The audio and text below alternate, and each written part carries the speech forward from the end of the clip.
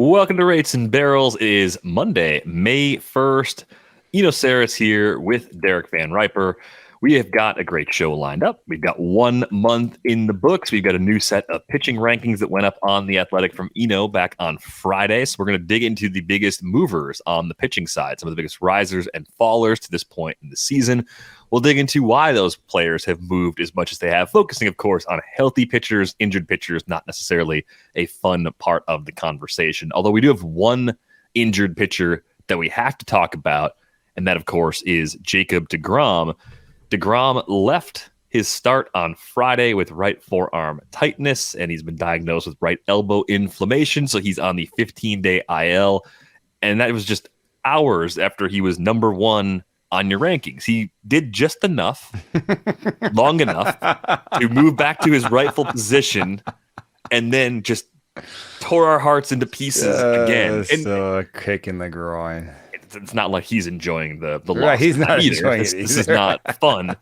I feel like every time we talk about Jacob deGrom and his lack of health, the question I always keep coming back to is, we look at his velo and we see him throwing harder almost every year of his career. And you can't help but wonder if that is a contributing factor in this. It may have absolutely nothing to do with it, right? It could just be the human elbow can only take so much regardless. And if he was throwing 96 or 97 instead of 98, 99, the same sort of thing could have happened. There's no real way to know, but it's the one thing in his year over year stats that really just kind of blows your mind. And it's just not working for him physically. So I don't know if we have any more than elbow inflammation as an explanation for the problem. Of course, they're going to be careful with him at this point. It's the beginning of a 5-year stretch with the Rangers. Hopefully this is not a precursor to Tommy John or something more serious, but that's always sort of kind of lingering there in the background with deGrom. It's such an unfortunate development because he has become such an incredibly dominant pitcher, and I feel like we just don't get to see him nearly as often as we should. Yeah, I mean the research that's out there is suggests that there are a few things that are the most stressful on your elbow. One is just straight up fastball velo. Okay, check. The other is that breaking balls at 80, 85 are less stressful than fastballs, but breaking balls at 93 might be more stressful than 93 mile an hour fastballs. There's a piece by Driveline where they actually put the motor sleeve on and directly measured stress to the elbow for different pitch types, and they basically found velo is the thing. But once you look at breaking balls by velo, breaking balls can be more aggressive on the elbow. So he does the two things that are, and then the third thing really is pitching close to your max, and he pitches pretty close to his max. So like he's doing everything wrong by health. We don't know that much. That's my precursor to that. But there is definitely evidence when people say, "Oh, should he step back off of this? Should he, leave some in the tank? Should he sit, 95?" And my answer would be yes. It's at least worth a try at this point, because this is now the third consecutive season in which he's going to miss at least some time, and maybe a significant time. We don't know if it's going to be months beyond this IL stint yet. Still too early to tell. And it's interesting too that, we look back at his career, 2017, 2018, 2019, Jacob deGrom top 200 innings in 3 consecutive seasons before the pandemic shortened 2020 season, and then this run of 3 years of injuries. So he was sitting 95 with a 88, 89 mile an hour slider back then. Yeah. 95.9 on the fastball back in 2017, up to 97.1 in 2019. That sort of gives you the upper bound. Maybe that's where the sweet spot actually was, or maybe it was throwing as hard as he was throwing for 600 plus innings over a 3-year stretch. Maybe that's why he's dealing with this now. It could be a cumulative wear and tear sort of problem. Yeah. All things though point to this just being one of those grip your seat and bear it kind of things, because you're not going to drop them at least for the next 2 weeks until you find out, what the prognosis is. It's like the dance is clear for everybody who's owned someone like Jake deGrom, or even Jake deGrom himself, is just that you wait until he throws off the mound, and then you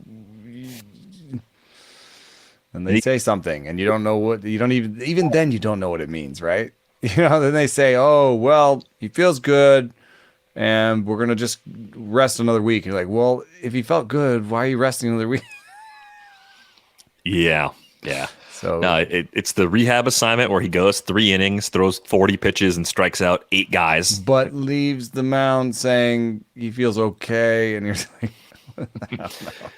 Of course, this puts the Rangers in a terrible spot, too, because given what he brings to the table, I mean, dominance pretty much every time out, not having him and replacing him with one of their depth options, it's a massive drop-off. And they've had a pretty weird season so far from Nathan Eovaldi. I think it was a big step forward for him over the weekend because he had a complete game shutout against the Yankees. That sort of changed everything about the way his numbers looked. He went into that start with a 5.20 ERA and a 1.41 WHIP, and a complete game shutout with 8 Ks, ended up with a 3.93 ERA and a 1.15 WHIP. And whereas we're going to talk about, the league has changed a lot. A 3.93 ERA in this run environment is actually better than league average. So I think Eovaldi is on the right track. If you look back at his last few starts, it's been a ton of Ks. He's keeping the ball in the park. He's not walking guys. It seems like a lot of the struggle really came in one start against the Royals back on the 12th of April. And we're still at that point in the year. 5-6 starts where you can look back. One meltdown can make the ratios look pretty bad, and one gem can make them look really good. Yeah, he's sort of tickling us a little bit with the fastball velo. I've noticed that his fastball stuff has climbed with every start. He started out the year at like 97 overall stuff plus. Now he's at 103, and the stuff plus on his fastball now is 98. And if you look at his velo, he had a couple 96s. At the end of the season, in the spring and the beginning of the season. 95.7, 95.9, 96, 95.7, and then his last start 97.5. Now hold on, that's like the beginning of last year. So I do hope he doesn't go into that velo tail slide that he went into last season when he started the season high 96s, low 97s, and ended the season 94. And I think that part is just a little bit like the deGrom thing, where you're just like, you throw him because he's a good pitcher, and maybe you baby him through some, but I think you throw him every start now. You throw him every start, and you look up in the first inning and look what his velo is, but you've already started. I mean, you've already committed. So. Yeah, you can't swap him out. That'd be a funny you format. Could try to like monitor it. If it does start to fall below 94, then maybe put him in that class of pitcher where you're like, okay, now I'm going to be more careful about how I throw you. Even if he throws 94 and shuts the Royals out, be like, notice that he threw 94 and think about him. If the next start is in Yankee Stadium or something, maybe be like, maybe I'll put someone else in this week. Yeah, I think with Eovaldi, you've got him 58th in your updated rankings, in that sort of 40 to 70 range. Those are guys that you generally want to start, but you still choose some of those more difficult matchups as times to sit them down. A lot of it comes down to, as it always does, well, who's your alternative? Who are you throwing instead? Because you might not be walking into a better situation going to somebody else on your bench, but a good turnaround for Eovaldi with that big start against the Yankees on Saturday. 4.00 rest of season projection using Jordan Rosenblum's projections, and 4.3. 4.3 is the new league average. So weird. It's kind of hard to port that over necessarily to what does a 4.3 league average mean for your league, because you obviously don't want to be league average, in your fantasy leagues. And then every league has like a different amount of depth. In my 12-team auto-new league, the median ERA is 3.87. In my 12-team AL only league. Now we're going to get a number in the fours. 1, 2, 3, 4, 5, 6. It's 4.3. That's kind of interesting. And by the way, I'm in third place and have a decent amount of Ks and saves and doing well, but I have a 5.5 ERA. Wow. Yep. So I don't know. I would say that a 4.0 ERA is useful in any league. But in a 12-team league, he's one of your lesser starters. And in a 15-team league, he's one of your mid-pack starters. I would say, I'm guessing from this, that league average ERA for a 15-team league is around 4. So he's about a league average starter now. Yeah, we've looked at the run environment a few times on this show this season, and I think the team runs per game sitting at 4.59 as of today, as of May 1st. That's similar to what we saw just 2 years ago in 2021, very similar to the shortened season in 2020. So we're not totally out of bounds compared to our recent norms. It's up from last year. I mean, I remember looking at stats and seeing a lot of the conversation at the end of the season saying that there weren't enough good hitters. That was really more the function of just what happened to the league as a whole. I think we're going to have maybe the opposite conversation when the dust settles at the end of this season. People are going to say there's not enough pitching, and maybe we'll see pitching go even earlier, or we'll see premiums placed at least on the elite of the elite. Because you wrote about this at the beginning of the rankings. With the new rules, and this is something we probably suggested before the new rules went into place, avoiding contact is the absolute best thing you can do, because contact is going to be punished more than it was previously, thanks to where defenders are playing. So do you think it's worthwhile to place the extra premium immediately on strikeout pitchers if you're making trades in your league or making pickups? Because you're talking about, a 4 ERA, a pitcher projected for a 4 ERA and their value in a 12-team league. I think it really depends on strikeout rate. Like a 4 ERA with a strikeout per inning, thumbs up. 4 ERA with a 7 Ks per 9, I'm not sure I'm into that, because that not only brings that downside, but it also causes you to lag in a category where you want to be very competitive. If your ratios are a little wobbly, you got to make sure you're dominant in Ks. Yeah, that's a good point. For Eovaldi himself, it's not his best foot forward, actually. He's a guy who strikes out. I mean, yes, he strikes out a good amount of players, but it's a 26.5 and 20% for his career, and sitting around 22 to 25. When you're talking elite starting pitchers, you're usually talking about 30 is the number you think of, right? 40 for deGrom, of course. Even more. Absurd. Yeah.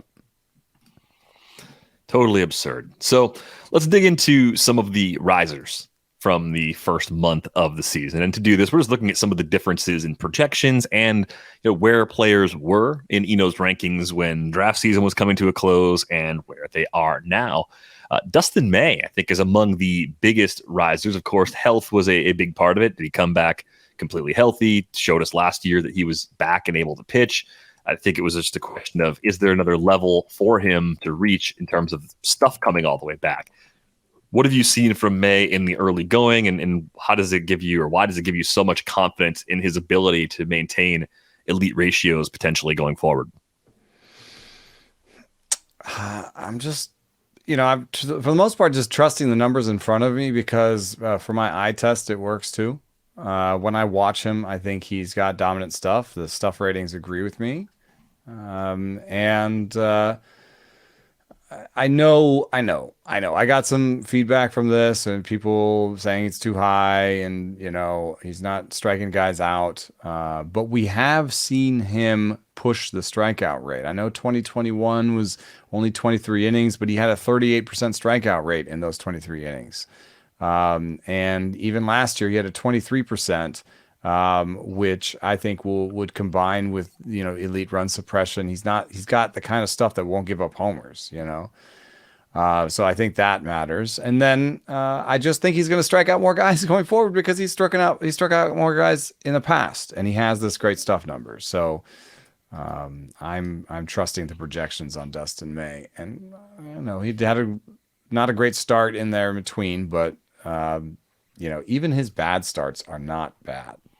Like, yes, the game against the Mets, I guess, was not great, but it's his only blemish, and I don't know. I'm still in. Look at his next start after that one. People are like, "Oh, look, he's due for a bad game. He had a bad game. His next start against the Cubs, he's 6 strikeouts and 5 1/3 with two earned." Yeah, he's so 5 starts out of the 6 this year, 2 earned runs or fewer. Yeah, that Mets start was a clear outlier. It's weird to see the K's down a little bit, like as far as they are, because I thought he had turned the corner pre-injury with the K rate. K rate seemed fine last year. I think we have seen enough to buy into at least a jump closer to like 8 Ks per 9, as opposed to the the lower mark that he's carrying right now. What is he sitting at, like 6? Yeah, that's not Dustin May. The guys you watch that actually deserve 6 Ks per 9 are guys like Zach Davies. Dustin May does not have stuff like Zach Davies. Like, that's very easy to see with your eyes, with the model, with past results across the board. Team contact still very good, even though it's not necessarily at the level it was previously. We've also seen swinging strike rates much, much better than what he's had so far. Last year it was 12.9%. Pre-injury in 2021, 14.1%. So I have a hard time buying 6.8% as a new baseline for Dustin May in that department as well. The swinging strikes are going to be there. And, fortunately for him, he's been very fortunate on balls in play to this point, a 198 BABIP. I think that's helped propel those ratios to this point, but his skills will almost certainly help correct for that in the months ahead. Yeah. I think, and then, there is been some change from start to start for May. He is looking to find, I think, the ideal mix for his fastballs. He kind of is a guy that used to be a sinker guy that's like trying to push his way towards being a 4-seam guy. And that's been one of the big changes you've seen. But as each game has gone along this year, he's brought the sinker back a little bit. And he's going back to his roots as kind of a sinker breaking ball guy. I think in the end, he'll be better for it. Even if it's like a Logan Webb, like a power Logan Webb situation that he gets to, where he's, a power sinker slider guy, he's going to have that 4-seam, change up 4-seam cutter in his bag, and I think that'll be important for him as he figures out lefties and stuff like that. But there's been change over the course of the season as he's gone back towards the sinker. And I think that'll be where he finds himself as a sinker slider guy that goes to the 4-seam more and cutter more against lefties. Yeah, I'm there with you. I think he's definitely a riser. Maybe I would have him a little lower than you ended up doing, but splitting hairs. The point is, he's a big mover. He's probably a top 25 pitcher for me with ease, especially given some of the attrition we've had in this group. Freddy Peralta, also a big mover, also up about 28 spots, same sort of movement as Dustin May. I think with Freddy, the thing that's really impressive for me is where he's locating his pitches. You see the 4-seamer up under the hands of righties, pretty consistently elevated where it needs to be. The slider down and away from righties or back-footing it to lefties, just consistently down in that corner. The changeup staying nice and low in the zone. I know when you watch him, he still has pitches get away from him. The command is still inconsistent, but it seems like the control is getting better for Freddy Peralta overall. He's finding ways to locate each of those pitches more consistently. And this is a guy that's a lot different than he was when he broke into the league. I know because he's going into Colorado this week to face the Rockies, and his debut was a Mother's Day debut at Coors several years ago. All of those old highlights are going around. Totally different guy than the guy that came in and thrived in that environment a few years back. I mean, yeah, to be fair, he's still, the fastball is still his best pitch.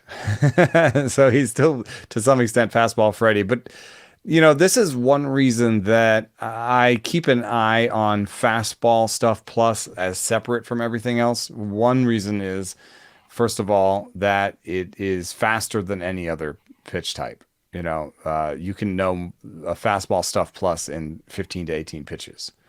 So that's useful for me in terms of really, really early season stuff. But I also wonder, and I'm not sure exactly how to research this. It should show up in Stuff Plus as it is, but I wonder sometimes if there just is a threshold for Fastball Stuff Plus where it's either just more important season to season, maybe it's stickier season to season.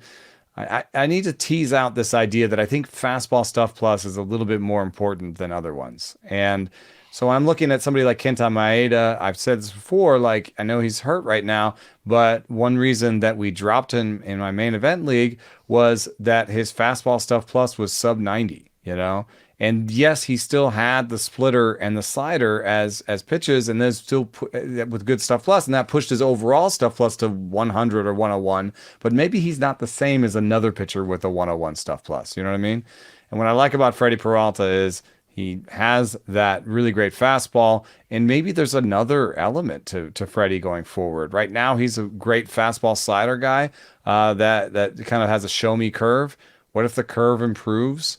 What if he goes to a cutter? What if, there's like all the stuff you can do once you have a good fastball, and he's good fastballs back. He spent last year 92, 93. He's back up to 95.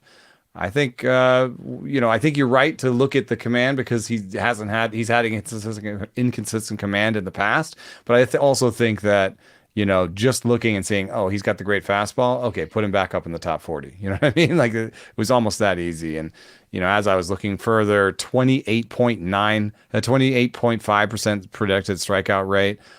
So that pushed him up north. 3.5 projected ERA. That pushed him up north. He could have actually gone further than 23. And the only risk for me, the only reason I have him right around like sort of Tyler Glasnow, Carlos Rodon is I guess there's still some injury risk with him. He is still kind of a guy who does get injured, Yeah. Man, still had the arm injury last year. I think that was what mainly sapped that velocity. Really didn't seem like he had it back when he came back. But you go back, like I said, 2018, 77.7% four-seamer usage on arrival. That was true fastball Freddy. That's where the nickname came from. He has changed quite a bit to even get that down to the 53% range and to have an arsenal of 4 pitches that he actually throws. I mean, that's the surprising part. It's not just that he has 4 and he throws 2 of them a combined 5% of the time. He actually throws those last 2 pitches about 25% of the time in total. So makes him a lot more dynamic. Taking a look here at some other big movers up near this range. Jesús Luzardo pushing closer to the top 40. You just think about the players that the A's have given up on in the last few years. The Luzardo one, I think, was probably the most puzzling. And maybe there's always more to the story that we're not privy to, but it really looks like everything that people had hoped Jesús Luzardo could become as a pitcher back when the A's initially had him, it's happening for him in Miami. Yeah, I mean, it's not a great look for Oakland development. I do think they thought he was closer to being a reliever than anything, and that the risk of him being a reliever and the chance to go for it and get Starling Marte for one player, that was really the math they did. And to some extent, I don't want to give the Marlins like a ton of credit for changing Luzardo, because in terms of four seam ride or sinker vertical movement or four seam or sinker horizontal movement, they haven't done much with him. The big thing is he's throwing harder. I mean, that's really it. All those numbers are the same. And he went from, 95, high 95s with Oakland to this year, 97.1. To some extent, if you think stuff is too complicated and it's not that great, sometimes you can just track Velo, and just be like, oh, this guy's throwing 97 now? Okay, maybe he's better. And, Stuff Plus tells you the same thing, that these pitches that he's throwing are kind of more Velo dependent than any, because he's throwing 97 miles an hour and only has a 108, 104, stuff plus on his fastballs. You know what I mean? Like, there are other people who throw 93 who have better stuff numbers. They're not great shapes, but he's throwing harder. And so that's enough for me to push him up. But, he's not as good as Freddy. And his shapes aren't that as good. His projection is only for a 3.93, 25.5% strikeout rate, and he has the same injury risk. So he ended up in my injury risk group that was a little bit further down. Tristan McKenzie, Tyler Malley, mid 40s.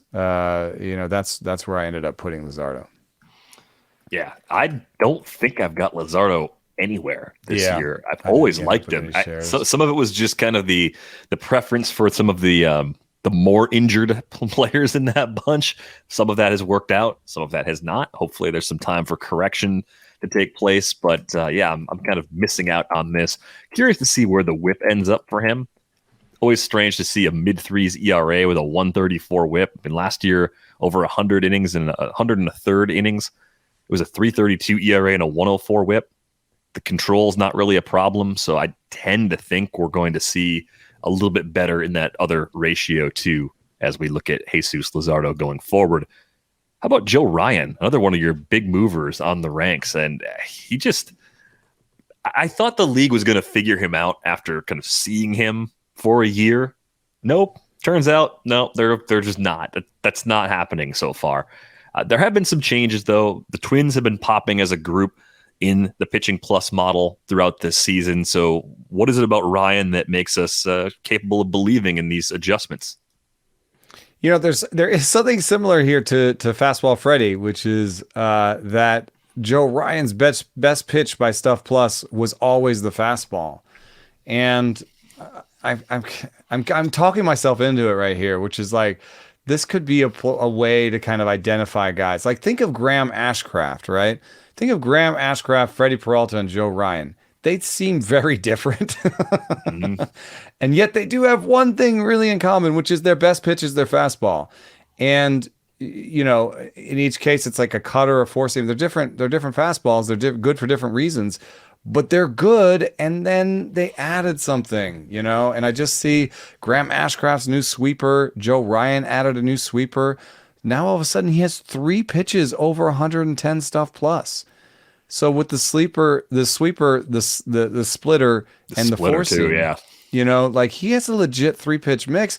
It's no longer, we need to depend on, just like not letting him see the third time through the order, and it's all deception, and it's all this, and he's just a fastball guy with good command. Like, no, man, he's a full 3-pitch guy now.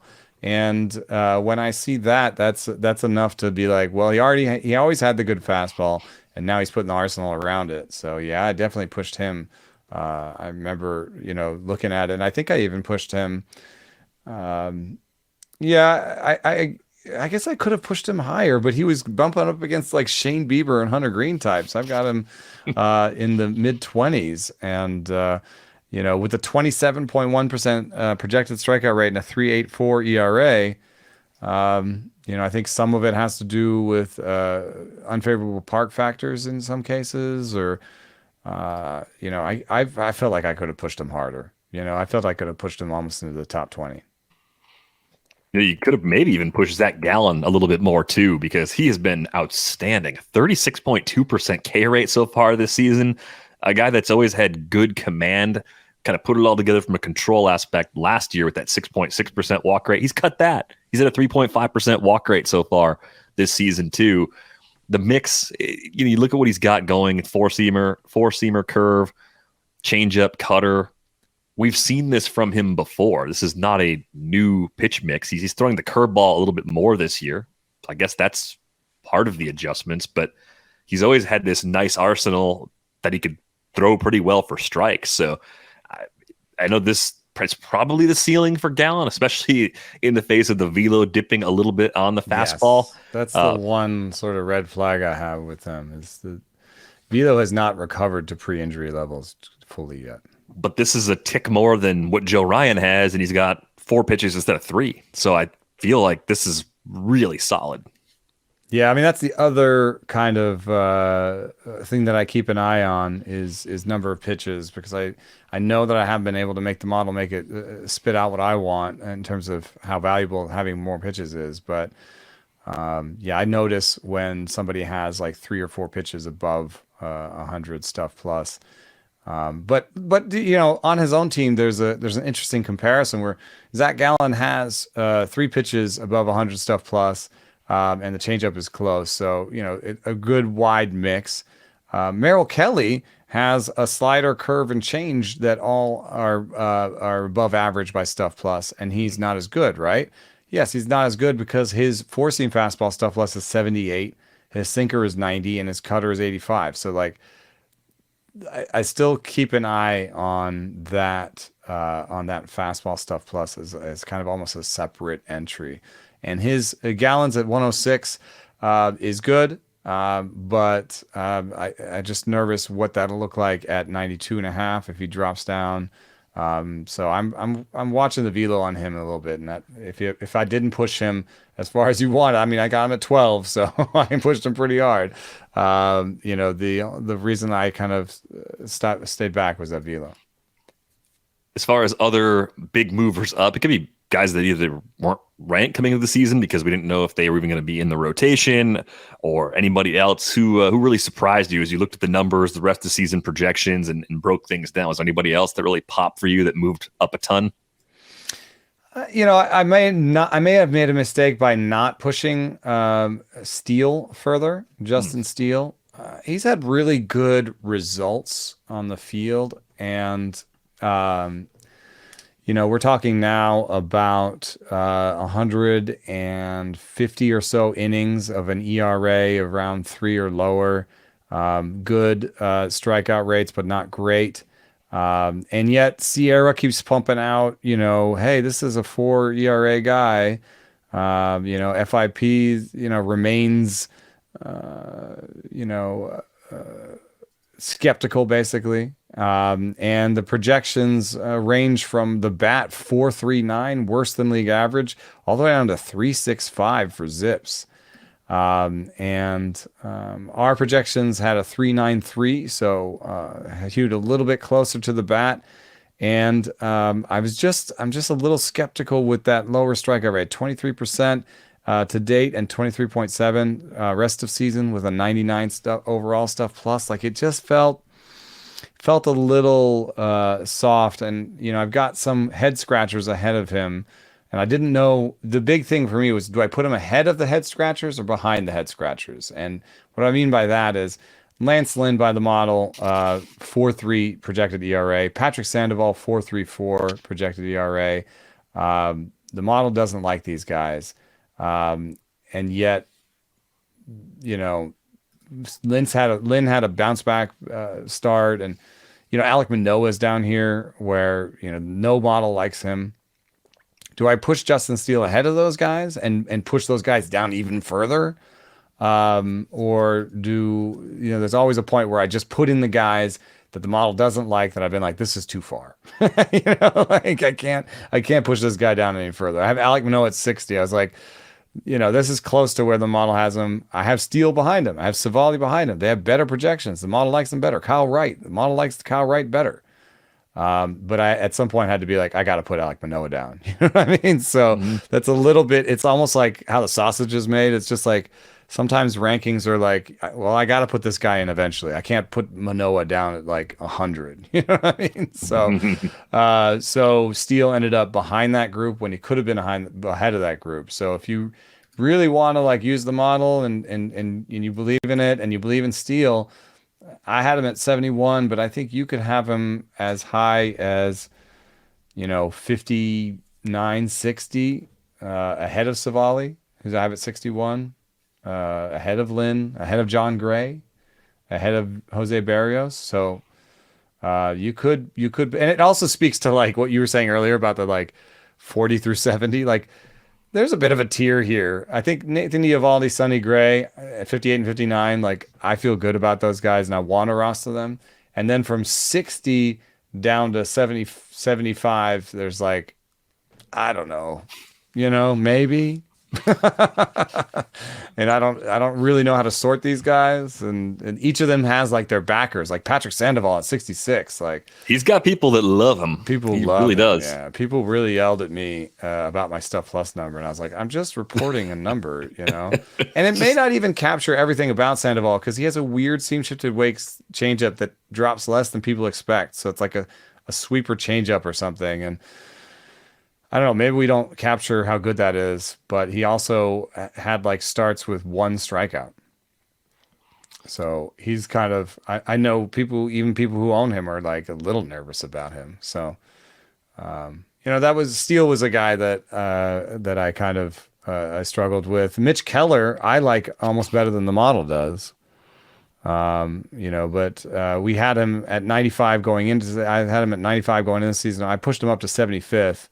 Because I think he's doing a lot of these things right. And he looks like he's good, but the model still punches out a 4.29 ERA for him. So, and I'm here on Twitter talking about how he's an ace, so I wish I could have pushed him further, but I have to also listen to the numbers that I'm looking at. Well, he's baked a lot of bad cookies in the big leagues, so it's hard for him to recover. He's got to prove himself. It's really cooked in. Way of putting we want to see more of the good Mitch Keller. And again, Mitch Keller in the history of Rates and Barrels, the Rates and Barrels word cloud, his name is in the biggest text. Yeah, it's definitely there. The young guys, I think people always want to hear about the young guys, the debuters, the rookies, and they're always one of the highest risers because, I usually have little pockets of rookies in the preseason rankings where I'm like, I'm just ranking some rookies here. I have no idea how many innings they're going to get, so I can't push them any higher than this, but here's a little rookie pocket. Any case, I had Mason Miller one ahead of Taj Bradley because the model just loves Mason Miller pumping out a 2.98 ERA, 31.5% strikeout rate. Even with a little dip in Stuff Plus in a second start, he still was like, he's still one of the top 5 in Stuff Plus. So, everything loves Mason Miller, except when you start thinking about, I actually have to get some wins, or I'm in a quality start league. And the quality start league is the real problem. Yeah, that's a real one. But the A's also just went through 28 games in April without a starting pitcher getting a win. It's a record, isn't it? Yes. I thought I saw that was a record. And I'm not sure it's going to change much because the bullpen is bad. The lineup is bad. They don't let their starters go deep. So it's like, I don't think they'll go all year. But it doesn't speak well for Mason Miller's sort of peripheral stat numbers, his volume stat numbers.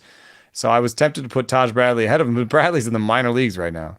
That's tough. That's the tough part of this. The up and down nature of the prospects makes them even harder to rank because even with the data, you can more reliably compare apples to apples. But the more established starters don't have the risk of going down just for the sake of roster management, right? I mean, it could happen to Tanner Bybee, even though he just commanded massive fab bids. The same thing that happened to Taj Bradley could happen to Tanner Bybee. We know these things going into it.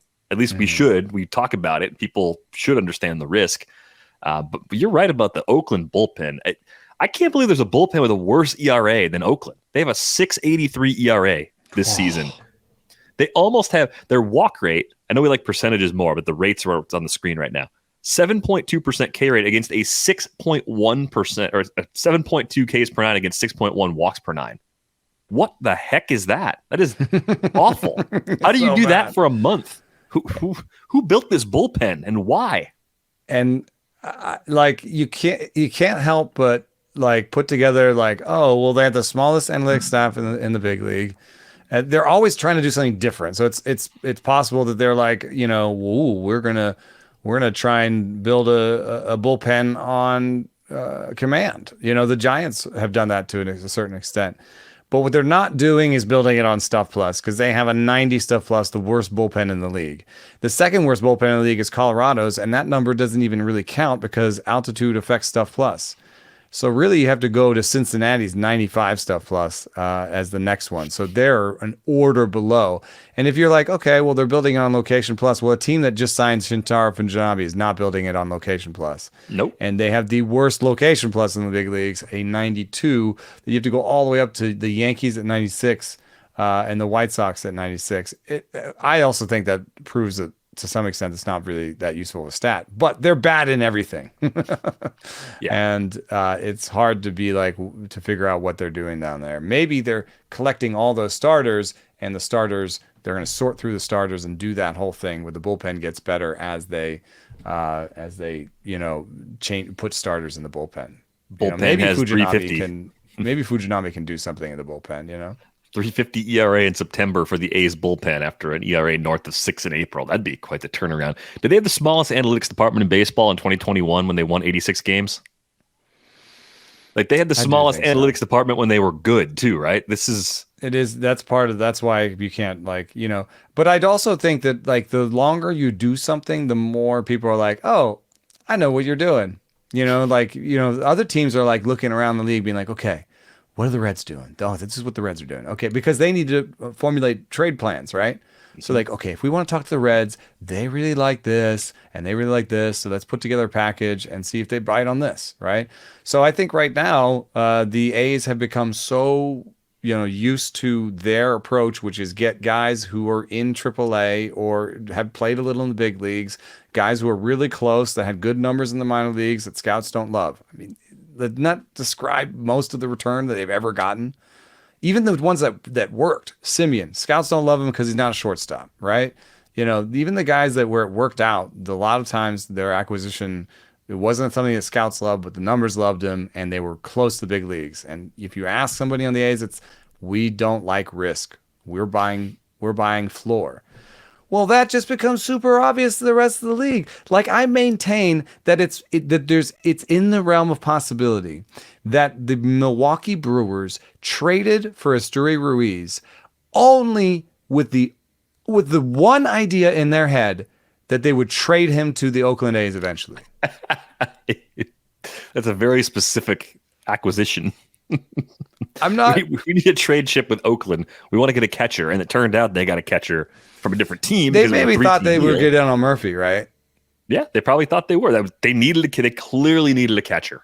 And why do you think? How did they jump in on the Murphy deal? Oh, because they were talking to the Oakland A's about Murphy, and the Oakland A's said, "Well, I don't know if Ruiz is enough for Murphy." Right? That's how it happened. Right. I think they traded for Asturi Ruiz to trade for Sean Murphy, and they were like, fine, we'll take William Contreras. And because we have a great ability to develop catching, like the Brewers' ability to develop catching is like number one in the league, we're going to take William Contreras and all his bad framing numbers and make him one of the top framers in the league. That's how we do. So, I even that can be manipulated because then you're like, oh, Milwaukee, great catcher development. We have Blake Sable or whatever it is. We could trade bad defensive catchers to them. Who's bad at all these framing things, and we don't think we can do it, and maybe they can't either. But let's see if they'll bite at this catcher or whatever. So I don't know. You have to. There's this weird thing in baseball where you have to have an idea, and you have to. It takes a lot to put to get to the minor leagues and to get to your scouts and everybody to be like, this is our idea. Hey guys, listen up. This is what we're gonna do. And then everyone is on board, but then you become manipulatable if everybody else figures out what your idea is. You have to have an idea, and then you have to have another idea, and then you have to have another idea, and you have to either seamlessly jump to the next idea or find a way to like bring all the ideas together so that you're doing all the things at once. But are you going to be good at doing all things at once? Well, or you can be a drunk poker player like the Rockies. Just have no idea what you're ever doing. No one knows what you're doing. Yeah, that's right. You're the wild card at the table, so no one knows. What's the drunk player going to do? I don't know. I've been rude to the A's. I do want to give him credit. One of the highest risers, and I do think he was really interesting to put up against all these other names. We went hard on Taj Bradley in my main event, and so we may not have another like $200 bid in us for at least for a starting pitcher, right? And so we were looking at Logan Allen and Tanner Bybee, and the model likes Logan Allen better. So we put in a couple like make good bids of around 90, for Allen and Bybee, knowing that we probably wouldn't get Bybee because the people were really frothing. But in my heart, I was hoping we get Allen as he like dropped a little further than he should. You know what I mean? Mm-hmm. Like just get lucky and get Allen. Our third guy in that bid train was nowhere near 90. I think we had JP Sears in that bid chain. I think he was third. And we had like an $11 bid on him, or 16 or 13 or something like that in there. He has a projected 4.18 ERA rest of the season, 23% strikeout rate. He's improved his fastball to where it's getting close to league average. And he jumped from 159th in my rankings all the way up to 96th. It's a bit of a deep league play, but it is, I think, instructive because it tells you a little bit of like, oh, well, he has a 4.15 projected rest of the season. Tanner Bybee has a 4.54, right? And I have Tanner Bybee ahead of him because I understand how upside works. And I have Logan Allen ahead of him. It's a little bit like their fastballs are better than Sears, and scouts say they're better. So yes, I'll have them higher. But Sears was like this little like idea we had, and Varland may be the next one. Louis Varland looks like he's going to come up. Looks like Tyler Mahle is out for a month, and that gives Louis Varland a month. I have him 120 in my rankings because I didn't know that when I was ranking. And he's behind some guys with some real high fours ERA projections. If I knew Varland was in the big leagues, I could push him at least to where Sears is. You know what I mean? Like at least to 96. And, maybe even further up into where Brian Bayo is in the 80s, around where Tanner Houck is in the 80s. So Louis Varland is someone you should pick up. I don't know how to put that up against Mason Miller or Taj Bradley or like it's really going to be up to your league settings. There's a lot of stuff like that because if you are in a quality start league, I just told someone on Twitter, maybe Louis Varland is the better play than Mason Miller in a quality start league because if you get just zeros in quality starts from Mason Miller, he's like a super reliever for you. Do you think that there's a price bump on the second and third wave of prospects that come up where you're not going to get Taj Bradley cheaply, but FOMO and desperation starts to set in a little bit more because it did seem like Bybee's bids in the leagues I'm in, at least, were higher than the Bradley bids. And pretty my model liked Bradley a lot better. It's a better home park for Bradley. It looked like a team more desperate for starting pitching. I still maintain that Bradley's going to be up pretty soon. Yeah, and maybe part of this is the difference in how you feel about your team 2 weeks after the season starts on April 16th versus 4 weeks after the season starts on April 30th. More desperate need, especially as these 4.3 ERAs racking up earned runs. Yeah, you have a little bit more patience. You can say, okay, my pitchers are pretty healthy. I trust the guys I drafted. Yeah. It's a couple bad starts, not a big deal. I'm going to bid, but I'm not going to bid as aggressively. And then there's also the supply of prospects remaining. We talked about this on the Friday show with Al a little bit. It's like how many more elite of the elite prospects are there, and trying to keep tabs on what that list looks like and when those players are likely to arrive is very challenging. But it's almost like you get a good deal if you take a chance early, and you get a better deal if you can wait until June or July. Like the fab prices then there's going to be across the board are cheaper later. There might be some, and then there might be some pop-up prospects that don't maybe have the same they don't have the same scouting back, like they weren't on preseason 100s. You know what I mean? Well, yeah, like Royber Salinas, just thinking about Oakland and trying to give them some credit. The best pitcher in their minor league organization right now by K-minus BB percentage this season in very limited sample is Royber Salinas. He was part of that 3-team trade we were just talking about. 32.9% K-minus BB. That's really good. It's very interesting. There's no reason, if he pitches well at AA for these next few weeks, no reason why he wouldn't see some time at AAA and possibly throw some innings for Oakland this year. But why would they hold him back? Yeah, and then you can look at the AAA sheet. If you're a subscriber, you can look at the AAA sheet, and someone like Simeon Woods Richardson, he's the next wave, right? Like literally on his own team, even because it sounds like he's behind Varland. They'll cost even less, but you might have some model information on them from AAA. It seems like a lot of teams are at least doing at least one start in AAA on the way to the major leagues, which benefits us. And so you can look at that and you might find someone that's like coming up, has a decent runway and costs you, 11, $16 like Sears, so it's definitely, I went hard on Bradley and I pulled back on the second wave, and it went about as I expected. There were prices for Bobby that I would never have paid. I got with an AL labor. I think I was $3 short of getting Logan Allen. 3 short. Okay. I really wanted him. There's not a ton that separates those two based on what they're able to do. It's just that question we've talked about for about a week. Who's really in the Guardians rotation as they get more healthy? Both of those guys should be, but there's a very good chance that both of them won't be. I did want to ask you about Hunter Brown, too. His first 50 innings in the big leagues have been outstanding. I saw a good chunk of his start last week against the Rays. I thought when Houston lost Justin Verlander, I thought this is going to be a level that the guy replacing him, effectively Hunter Brown, taking a spot in the back and everyone else moving up. Hunter Brown's not going to come near Justin Verlander's ratios. That couldn't possibly happen. It's only 30 innings so far this year, but the Astros are doing it again. They're letting a crazy good player go in free agency, replacing him with someone in the organization, and getting a remarkably similar result. Now, Sierra's got him at 372, so the 237 ERA you see right now, yeah, that's probably coming up based on some of the things that are happening, but the underlying numbers are good. And the biggest thing for Hunter Brown that I think has improved since he was a prospect is the control. The knock on him, he was a prospect of the week on this show, I think, in 2021. I got my hands on some some early location plus numbers, I think, that year. Yeah, we were just worried about walks. We were just like, oh, okay, what is this? Is this the Dylan Cease problem where he can strike enough guys out to get away with it? It's like, well, no, the K rates come down too, but this is probably a more sustainable pitcher overall. This is a guy you can trust a lot more than the 32% K rate guy with a 10 to 12% walk rate, because that fluctuation is a really dangerous game to play. Yeah, I don't see anything that is a red flag for me. We're talking about 480 pitches, so actually Location Plus has come online for a lot of these starters, and he has a 104 Location Plus. It's maybe not super predictive, but it does tell you that he's not a terrible command guy. You know what I mean?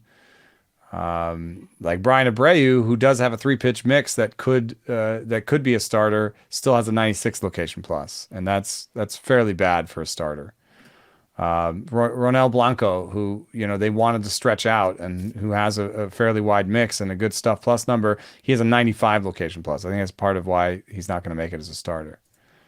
But Hunter Brown, 480 pitches, 104 Location Plus, fastball 104. Splitter 109, slider 100, which is a little bit surprising because he throws the slider like 100. He throws it like 92 or something. His best pitch is his knuckle curve. And, I actually think that's kind of a fun little wrinkle because, there's a chance he could throw that more. I mean, he's at 30%. Maybe that's where he needs to be exactly. It's 30-30-30 right now, fastball, slider, curve. But, I don't see a reason not to like him. No, it's been really impressive so far, exceeding expectations. I mean, it wasn't like he was a non-prospect. I mean, there was a pretty healthy scouting grade on him for a long time, and it was never a question whether he had good enough stuff. It was just a matter of, is he going to put it all together to be a consistent big league starter? And those first 50 innings we've seen are pointing to a resounding yes for Hunter Brown. I got one name I want to throw out here, Matt Strahm. People have noticed that, he's got an interesting pitch mix. He's definitely like a 5 and dive. So maybe not a great quality start guy. But a 99 fastball stuff plus, 104 on the cutter, 103 on the slider. It seems like just enough of a mix. He's holding steady at 101 location, 101 stuff to 102 location. 345 pitches in. It all works, but I'm really glad to have Jordan Rosenblum do these projections, because I think one of the hardest things is to just factor in park factor, just to like look at a guy like that and be like, oh yeah, he looks pretty good. Oh yeah, he pitches in Philadelphia. Does that take him off my list? And what does that mean? So you add it up together, he gets a 4.21, projection with a 27% strikeout rate. That's pretty good. And it's I have him in the high 50s. He's what he is, I think, is a really good team streamer in that he's a guy that I would start on the road almost all the time. And then at home, I would want to sort of pick and choose on some offenses. I think there will be some regression for him coming. But at the same time, he's a big jumper since he was not even ranked preseason because I thought they had Andrew Painter and other guys for depth, and he was going to be a reliever for them. So kudos to the Phillies for believing in Strom, and kudos to Strom for doing the work, and a little bit of sort of coaching around the side, and then belief that he could work at 93 and be this kind of pitcher at 93 instead of needing to be 94, 95 in relief. Will Smith is back for the Dodgers. That's the next start for Matt Strom. It's a Tuesday start at LA. It's not quite the same daunting task that it was a year ago, but they're scuffling. I think I'd start him. You think you'd throw Strom against them on the road? Yeah.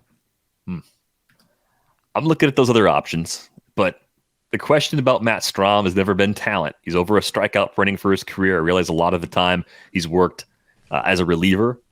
Good ratios for his career as well.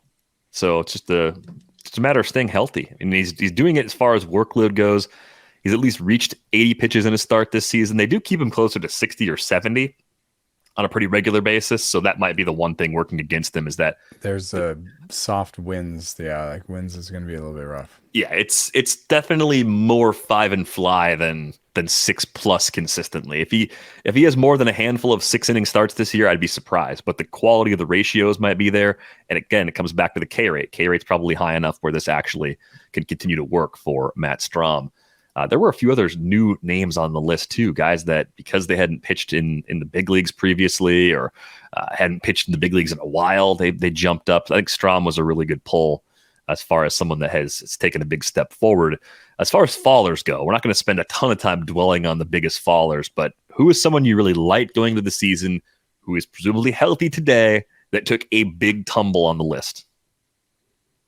It's usually related to health. Ryan Nelson wasn't real high on the list, but he's taken a bit of a hit to start this season. Yeah, and the fastball's not there anymore. It's Ryan Nelson used to be, and this is the one where I was like, oh, I've just been talking about how important fastball is, and he had a great fastball last year, and now he doesn't. I guess he still has a 98 stuff plus on the fastball, and that could totally work with a 106 slider. But he's down to 98 stuff plus, 105 location plus. The one thing I can tell you about Ryan Nelson that keeps me afloat with him is his schedule is about to get pretty good. Yeah, you just had a trip to Colorado over the weekend too, so that's going to affect your stuff plus too. Yeah, I think it was part of a 2-start week, so you may have actually been tempted to take that on, and if you did, unfortunately, I don't think that turned out well. Do you have the date on that one real quick? Because I can do play some schedule hopping here real quick. I can get that date. That would have been 29th. 29th. Okay, so the D-back schedule. This is an awful way to show the schedule. What? Oh, God, because they want me to buy the tickets. I get it. So the 29th. What are you doing to get the schedule?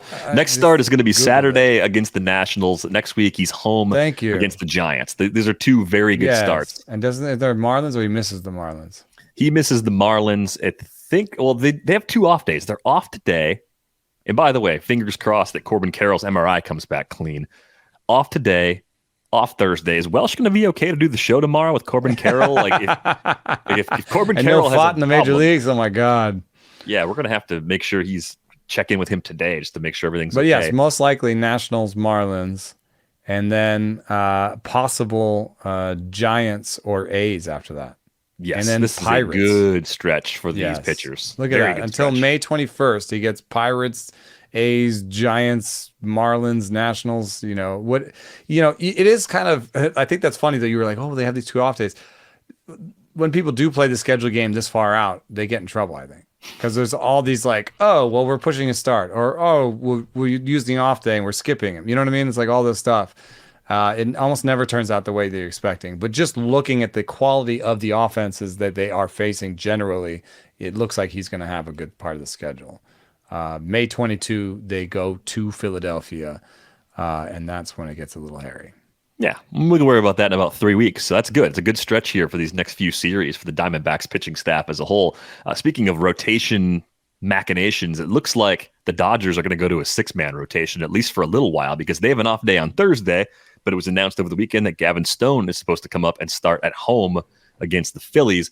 I know there were some Gavin Stone specific questions on Twitter, and it was basically like, why doesn't the model like Gavin Stone more than it does? What is the model seeing in him, or what about Gavin Stone would come up light there? I don't know. That doesn't love his shape. So people say, oh, he throws 95, but this model said he had a below average fastball by Stuff Plus. So I'm guessing it doesn't love the shape. It liked his slider, but it didn't like his splitter. And I would just say it's not a great amount of sample for splitter. The model doesn't do great on changeups. Everyone says his splitter's amazing. So if you give him, let's say, a 94-mile-an-hour fastball with iffy shape, and then a plus splitter and a good slider, I mean, he really sounds like Tony Gonsolin. And the thing that you want to know is exactly how good that shape is on the four seam and how good his command is. Mm-hmm. So if he turns out to be Tony Gonsolin, we'll have arguments about how good he is, even if he is that good. So we don't even know how good Tony Gonsolin is, but it does sound like Tony Gonsolin. And so I think that's interesting.